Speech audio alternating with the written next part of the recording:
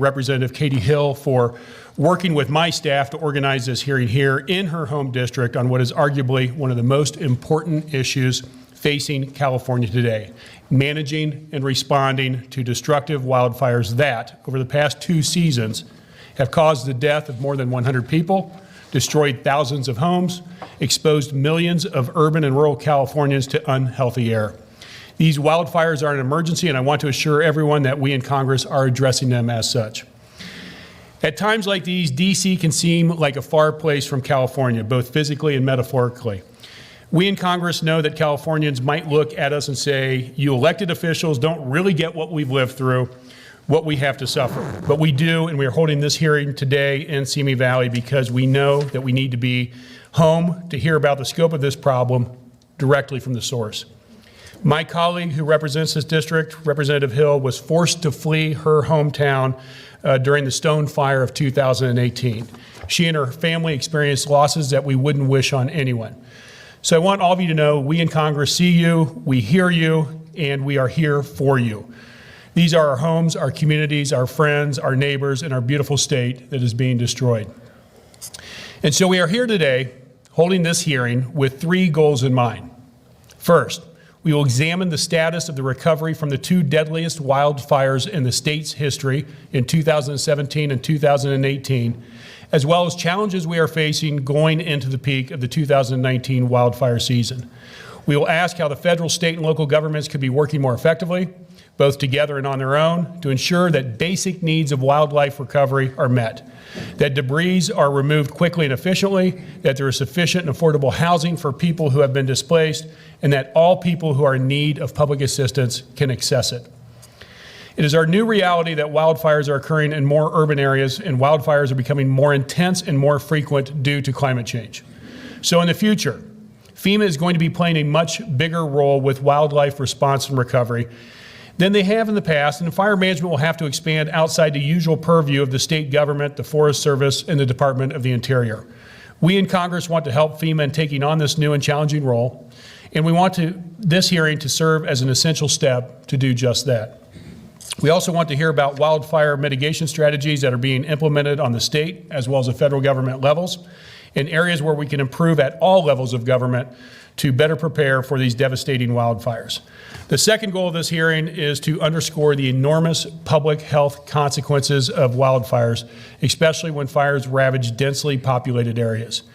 Burning vegetation releases particulate matter into the air that causes inflammation and irritation of the lungs, decreasing lung and heart functionality over time, in addition to exacerbating symptoms of asthma and emphysema.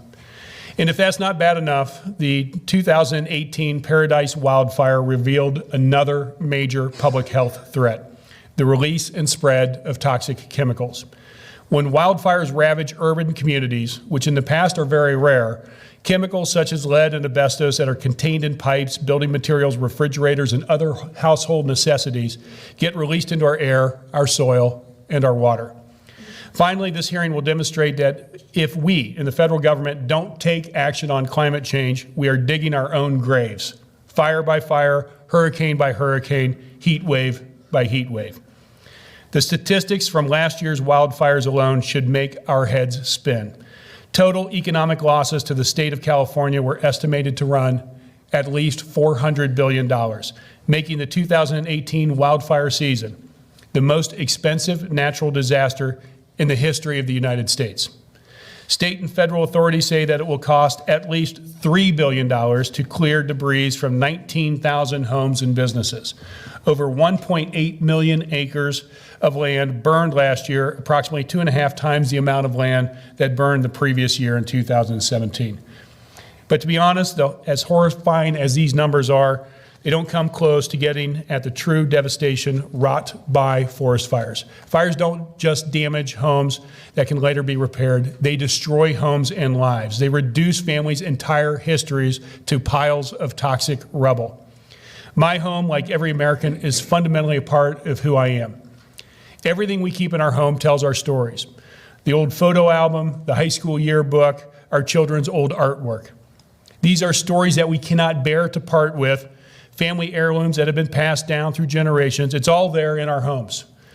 And if we were to lose it, we lose a core part of ourselves. I can't imagine the pain of watching the life you've built go up in flames right before your eyes. And yet we in Congress have not done enough to mitigate these fires for the future because we're wasting our time arguing over whether climate change is even real. There's no other word for it but shameful. Let me end by quoting from the state of California's 4th National Climate Change Assessment.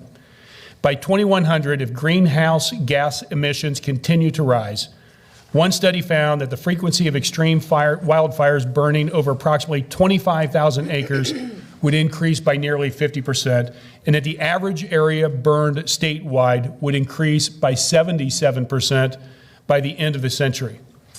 People in California have seen the extraordinary damage wildfires have done just in the past 2 years. Do we want our children and grandchildren to continue to suffer and have worse conditions than us? Every single person in this room wants the same thing, for our children to have better lives than we do. But little by little, with every day that we don't act, we are chipping away at their future, their homes, their air, their water, their hearts, their lungs, their livelihoods. We must fight together to make sure this doesn't happen on our watch. Thank you, and